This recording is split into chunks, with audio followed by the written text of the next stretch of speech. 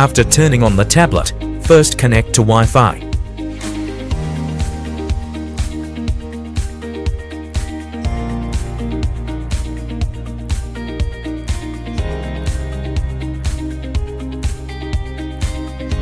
Click Register.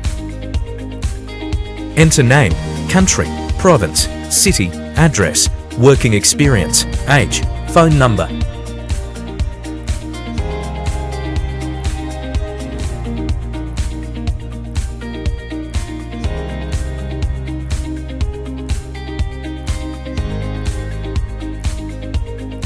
Click Request.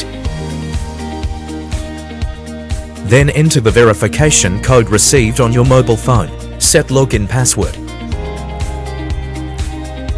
Confirm login password. Registration is complete. After registration, click the link. The binding of mobile phone number and tablet is completed. Then click Diagnostics. View Diagnostic menu. Click Service. Check out the Special Functions menu.